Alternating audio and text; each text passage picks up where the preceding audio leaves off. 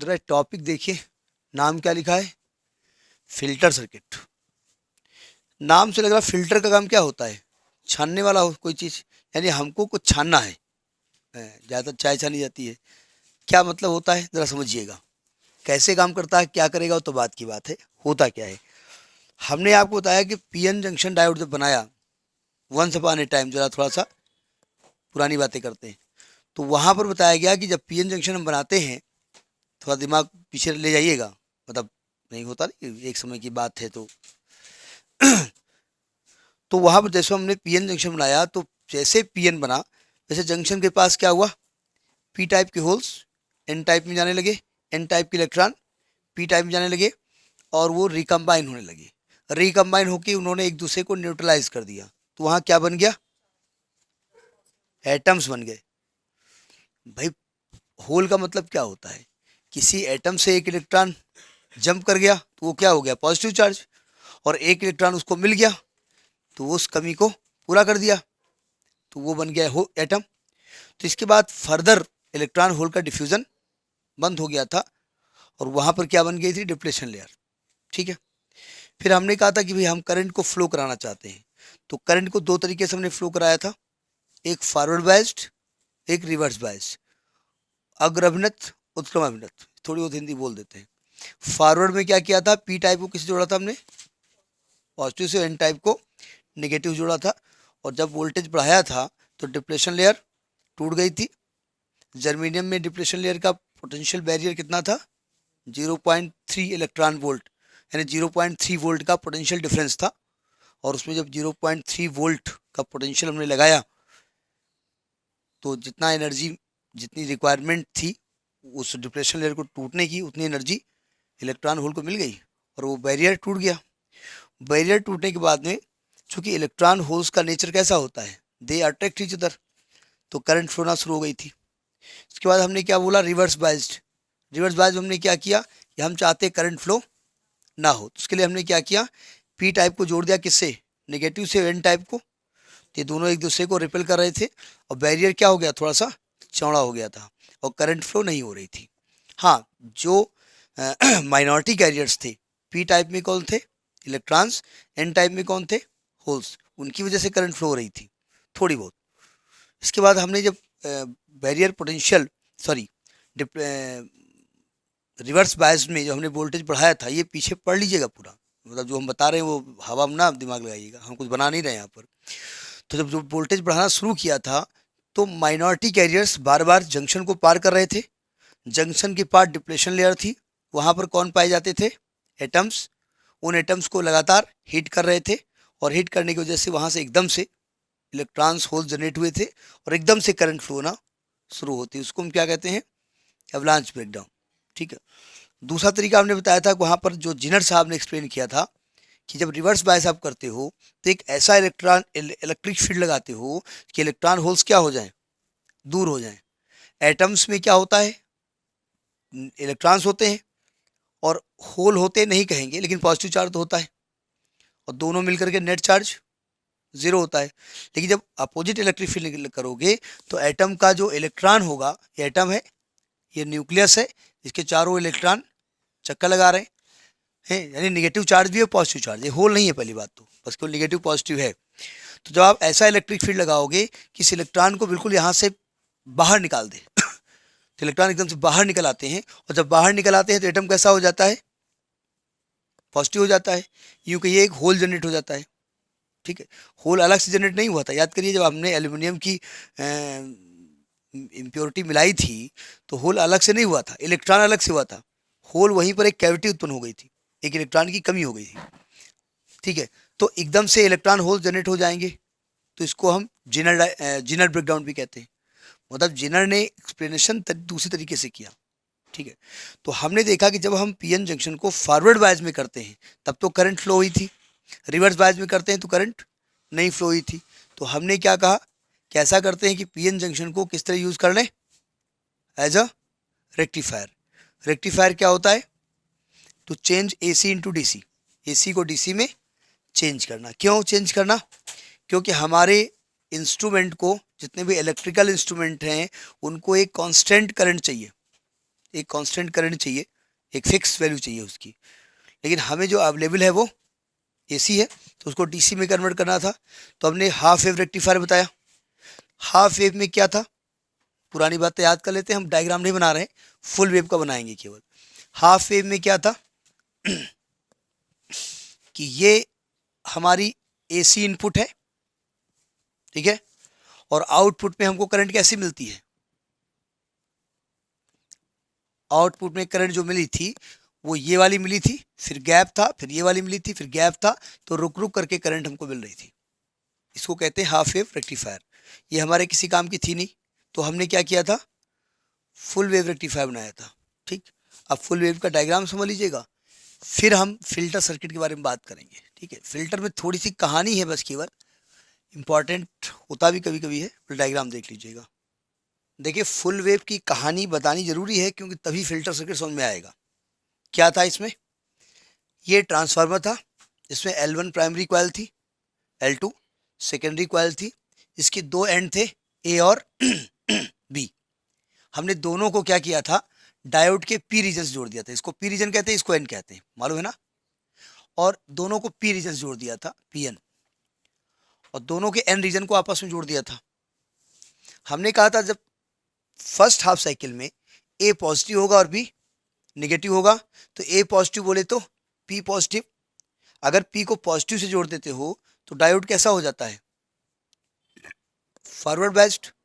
तो इसकी वजह से करंट फ्लो होगी, कि रास्ता तो ये है, और ये कौन सा बायस है, रिवर्स बायस, ये करंट फ्लो नहीं कराएगा। मैं मेजॉरिटी की बात कर रहा हूँ, मेजॉरिटी कैरियर्स की बात, माइनॉरिटी की बात नहीं हो रही है।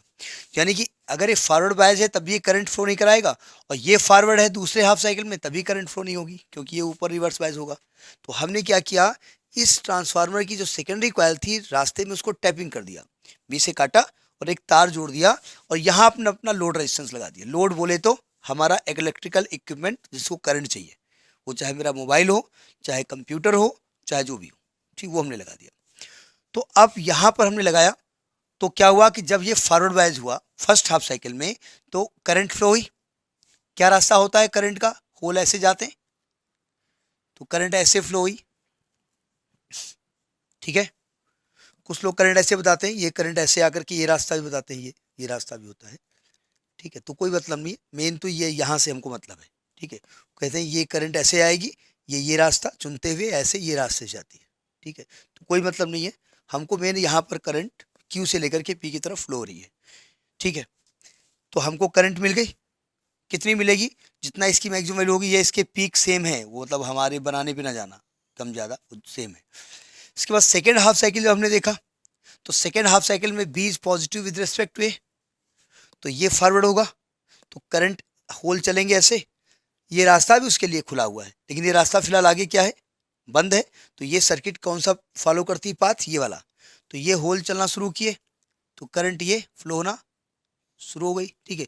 वो कहते हैं ये करंट ऐसे फ्लो हो रही है, ऐसे ऐसे, कोई मतलब नहीं। यहाँ देखिए, तो यहाँ लगातार करंट मिल रही है, कैसी मिल रही है आपको, एक ही डायरेक्शन मिल रही है ना, लेकिन वैल्यू क्या हो रही है। अगर हम मान लें कि 10 वोल्ट की करंट मैक्सिमम है, तो 0 से 10 से 0 से 10 से 0 से 10 मिल रही है, डायरेक्शन सेम है, लेकिन करंट का जो फ्लक्चुएशन है 0 से 10 0 से 10 वो एसी दशा है ना। तो हम चाहते हैं कि एसी पार्ट को हम फिल्टर कर दें, छान दें, वो होता है फिल्टर सर्किट। उसके लिए हम काम क्या करते हैं, उसको समझने की कोशिश करिएगा, ठीक है। ये रफ डायग्राम बना लिया। अब देखो हम करते क्या हैं, सावधान बस यही आप यहाँ पर माजरा है, इसी को समझना है आपको। देखिए ध्यान से, हमारा मोबाइल के दो टर्मिनल निकलते हैं, स्विच में दो होते हैं ना प्लग, कहाँ कहाँ लगाए, एक को पी से जोड़ा, एक को क्यू से जोड़ा भी गला बैठा हुआ भी सही नहीं हो रहा है। हमने पी को ऐसे तार बाहर निकाल दिया, क्योंकि जगह यहाँ पर नहीं है तो यहाँ लगाए दे रहे हैं, और क्यू से एक तार निकाला ऐसे, तो पी क्यू के बीच में ना तार तो यहीं जुड़े हुए हैं ना, पी और क्यू के बीच में। हमने अपना जो इलेक्ट्रिकल इक्विपमेंट है जिसको करंट चाहिए वो यहाँ पर लगा दिया। ये लोड हमारा है, यानी ये हमारा मोबाइल है, ये हमारा लैपटॉप है, ये हमारा कंप्यूटर, जो भी ये लगा हुआ है, ठीक। करंट कितनी इसको मिल रही है, जो इसमें फ्लो हो रही है, क्योंकि इसी से तार आप लगाए हो, 0 से 10 0 से 10 मिल रही है। अब करते क्या यहाँ पर एक्शन, यहाँ पर एक कैपेसिटर का यूज़ करते हैं। अब कैपेसिटर के बारे में जानकारी कर लीजिएगा। कैपेसिटर होता क्या है, अगर कैपेसिटर को आप किसी डीसी सर्किट से जोड़ दो, डीसी से, तो किसी सेल से जोड़ दो, तो क्या करेगा, ये पॉजिटिव पूरी प्लेट हो जाएगी और ये प्लेट नेगेटिव हो जाएगी। नहीं समझे, ये प्लेट पॉजिटिव हो जाएगी, ये प्लेट नेगेटिव हो जाएगी, ये बनी रहेगी ऐसे ही। अब जब फुल चार्ज हो जाएगा तो करंट फ्लो होना बंद हो जाएगी, बंद हो गई, करंट कहाँ शुरू हुई, अभी तो पार्टी शुरू हुई नहीं, अभी पार्टी खत्म हो गई, ठीक है, ये खत्म। भाई पार्टी से याद है, अभी कहीं अपने पेपर में पढ़ा था, एक कहीं जर्मनी का कोई बाहर का आदमी आया था किसी के यहाँ पार्टी में, वो बेहोश हो गया पार्टी में देख करके, 150-200 तरीके के पकवान थे, वो देख के बेहोश हो गया। बेहोश कब हुआ, वो पानी पी रहा था तो दो लोग बातें कर रहे थे, अभी यार बिल्कुल बेकार पार्टी है, वहाँ तो साला 300 तरीके की चीज़ें थी, बोले इसलिए बेहोश हो गया कि 150 तरीकों में बता रहा, वहाँ ज़्यादा अच्छी थी। बोले ये इंडिया है, हम तो मच्छी भात खाए कहते यार यहाँ तो अभी तो पार्टी खत्म हो गई, ठीक। अभी करंट फ्लो नहीं हो रही है, जब करंट फ्लो नहीं हो रही तो हमारे किसी काम का नहीं है, यानी कि जो आपका कैपेसिटर होता है वो डीसी करंट को फ्लो नहीं कराता, यानी वो डीसी को अलाउ नहीं करता है। अगर ये एसी होती तो क्या होता है, एसी होता तो ये पॉजिटिव या नेगेटिव, थोड़ी देर बाद ये नेगेटिव, ये पॉजिटिव, थोड़ी देर बाद ये हो रहा है ना, तो आपको क्या लग रहा है, ये करंट ऐसे फ्लो हो रही है, यहाँ से जंप नहीं करेगी करंट, यहाँ से जंप नहीं करे, यहाँ दूसरी तरीके करंट फ्लो होती है। कौन सी करंट थी वो, डिस्प्लेसमेंट करंट, डिस्प्लेसमेंट करंट याद करिए, उसकी हम बात नहीं कर रहे हैं। फिलहाल ये इलेक्ट्रॉन इधर गए इधर गए इधर गए इधर गए, तो आपको एसी करंट मिल रही ना, अगर आप कोई ऑपरेटर्स यहाँ लगा दोगे तो उसको लगातार एसी करंट मिल रही है ना, तो यानी जो हमारा कैपेसिटर होता है वो एसी को अलाउ करता है और डीसी को अलाउ नहीं करता है। तो ज़्यादातर बता देते हैं हम लोग कि कैपेसिटर एसी को अलाउ करता है और डीसी को अलाउ नहीं करता है, अभी आप सुन लेते हैं लेकिन बाद में सोचते कैसे अलाउ नहीं करता है, मतलब ये मतलब हुआ जा करके कि अपना पेट भर के बैठा हुआ है, ना पूरी आगे बढ़ा रहा है और ना खुद खा रहा है, रखे ऐसे, अब वो देख रहे हैं भैया बोले अपना काम करो, नहीं देंगे हम, बैटरा लिए हैं, चार्ज और इसके पास है, लेकिन अपना फुल चार्ज हो गए, अब आगे हम पूरी बनाएंगे, समझ में बात। अब देखो यहाँ क्या करते हैं, सावधान, इसको कैसे फिल्टर करेंगे। देखो हम क्या करते हैं, ये दो तार निकले हैं ना, इस दो तार से आपका मोबाइल जुड़ा हुआ है, अब देखो यहां पर रास्ते में एक कैपेसिटर लगा देते हैं, लगा दिया, और एक हाई रेजिस्टेंस लगा देते हैं, हाई रेजिस्टेंस, बहुत हाई रेजिस्टेंस है, इसको रेजिस्टेंस भी कुछ लोग बताते हैं, कुछ लोग इंडक्टर बताते हैं, दोनों चीजें हैं, हम फिलहाल रेजिस्टेंस लगा रहे हैं, ठीक। अब सावधान, जब ये पॉजिटिव हुआ होगा, ये नेगेटिव हुआ होगा, मान लेते हैं ये करंट ऐसे फ्लो हुई, कितने वोल्ट की, 10 वोल्ट की, तो ये चार्ज हो गया, यानी कि ये प्लेट कैसी हो गई इसकी, पॉजिटिव, और ये प्लेट कैसी हो गई, नेगेटिव। अब इसके बीच में कितना पोटेंशियल डिफरेंस डेवलप हो गया, 10 वोल्ट का हो गया ना भाई साहब, जुगल साहब इधर हो रहा है, 10 वोल्ट का हो गया ना। आपका सिस्टम इसके साथ पैरेलल में लगा हुआ है, तो 10 वोल्ट आपका यहाँ भी 10 वोल्ट हो गया ना, तो आपके मोबाइल को कितना वोल्ट मिल रहा है, 10 वोल्ट, ठीक। अब ये मान लेते हैं ये जो क्रम है वो 1 सेकंड का है, मान लेते हैं, यानी 0 से 1 सेकंड के बीच में करंट रिवर्स करती है, 2 सेकंड मान लो, तो 0 से 1 सेकंड आधा, फिर 2 सेकंड, फिर 3 सेकंड, फिर 4 सेकंड, यानी कि इसके बाद नेक्स्ट 1 सेकंड बाद 0 हो जाना है, फिर आगे 1 सेकंड बाद फिर हैवी हो जाना है, यही होना है ना। अब देखो ध्यान से, यह रिएक्शन क्या हो रहा है, मतलब 0 से 1 2 3, 1 सेकंड बाद 0 हो जाना है, आपका वोल्टेज कितना हो गया है, 10 वोल्ट, कैपेसिटर चार्ज हो गया है, कैपेसिटर की प्लेट के बीच कितना वोल्टेज हो गया है, 10 वोल्ट, अभी इसका वोल्टेज 0 हो गया है। अब जब 0 हो गया है तो क्या कैपेसिटर डिस्चार्ज हो गया है, कैपेसिटर के ऊपर ऑलरेडी चार्ज है, कितने वोल्ट का पोटेंशियल डिफरेंस है, 10 वोल्ट का है, और इसके साथ आपका सिस्टम जुड़ा हुआ है पैरेलल में, तो आपके सिस्टम को कितना वोल्टेज मिल रहा है, सिस्टम यहां पर कितना हो चुका है, 0 वोल्ट। अब क्या करेगा कैपेसिटर, डिस्चार्ज होगा, कैपेसिटर डिस्चार्ज होगा ना, जब आप बैटरी हटा दो, मान लिया 0 होने मतलब बैटरी हटा दी आपने, अगर कैपेसिटर को आपने ऐसे चार्ज किया, मान लिया बैटरी लगा करके, और बैटरी को हटा दीजिए आप, ये पॉजिटिव है ये निगेटिव है, तो डिस्चार्ज होगा ना, कैसे डिस्चार्ज होगा, ये निगेटिव आके इसको न्यूट्रलाइज कर देंगे, यही तो होगा ना। तो अब देखो ये डिस्चार्ज कैसे होगा, देखिए यहां से इलेक्ट्रॉन इधर जाए या होल इधर जाए, जो भी आप कहें, मूवमेंट कौन करता है? इलेक्ट्रॉन। यहां से एक इलेक्ट्रॉन गया इसको डिस्चार्ज करने के लिए, ठीक है, ये बुला रहे हैं, आए कैसे हो, कमान। तो कमान में रास्ते में कौन मिल गया? रेजिस्टेंस। रेजिस्टेंस करता क्या है? रेजिस्टेंस रास्ता रोकता नहीं है, बोले जाओ, लेकिन रास्ते में इतने गड्ढे खोद देता है कि जाओ बेटा, जो कहीं जूता उतार जाओ, कहीं पानी भरा होगा। तो रेजिस्टेंस होने की वजह से इसको यहाँ पहुँचने में देर लगती है, देर लगती है ना। अब देखो ध्यान से, आपका वोल्टेज कितना था? 10 वोल्ट, 0 से 10 वोल्ट था, ठीक। अभी क्या हुआ, एक इलेक्ट्रॉन धीरे से बड़ी मुश्किल में जाकर के यहाँ पहुंचा, इसने इसको न्यूट्रलाइज किया, तो वोल्टेज कम हो गया कि उतना ही रहेगा? कम हो जाएगा ना, एकदम 0 हो जाएगा। तो मान लेते हैं वो हो गया 9.9, वो कितना हो गया? 9.9। कुछ समय लगा होगा ना, एक आध 0.1 सेकेंड, 2 सेकेंड, ऐसे पॉइंट कुछ लगा होगा ना, एक ही इलेक्ट्रॉन तो गया होगा ना, फिर दूसरा गया होगा, फिर तीसरा गया होगा, 3-4 गए होंगे। तो मान लेते हैं 10 वोल्ट से 9.9, 9.5 ऐसे हुआ, ऐसे थोड़ा कम हुआ, और कम होकर के 1 सेकेंड पूरा हो गया। 1 सेकेंड बाद करंट क्या हो गई? फिर पीक हो गई, फिर कितना वोल्टेज हो गया?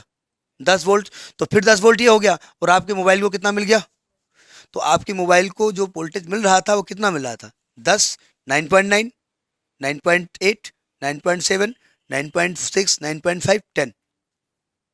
अब 0 से 9.5 से 10, 9.5 से 10 वेरी हो रहा है, तो आपको करंट कैसी मिलेगी? वोल्टेज करंट वो थोड़ा सा ऐसे टाइप, मतलब थोड़ी सी पल्सेटिंग मिलेगी। पल्सेटिंग ने कहिए, मतलब एक रिपल्स टाइप के ऐसे बनेंगे, जैसे उसमें होता ना, रिपल कहते हैं ना उनको, क्या कहते हैं उनको? अरे जो वेव्स होती है उनको एक स्टैंडर्ड भाषा में कुछ कहा जाता है ना, है। तो इस प्रकार से करंट आपको मिलेगी। फ्लक्चुएशन अभी भी है, कभी देखो जनरेटर चल रहा हो और बल्ब देखो ऐसे क्या करते हैं, देखा नहीं देखा? बोले हम बल्ब थोड़ी देखे, हम तो देखे समोसा, ये यार बल्ब जलने दो, क्या बंद भी हो जाए तो हम लोग मोबाइल का ऑन करके खा लेते हैं, वो छोड़िए, समझ बात नहीं भाई। तो ये हमको करंट मिलती है, ये कौन काम करता है? फिल्टर सर्किट, ठीक है। पहले इसकी बात करिए, फिर थोड़ी सी बात और करते हैं। अब द ये वाली करंट आपके लिए ठीक है, मोबाइल चार्जिंग के लिए ठीक है, इससे काम चल जाएगा, इससे भी काम नहीं चलेगा। तो क्या चाहिए आपको?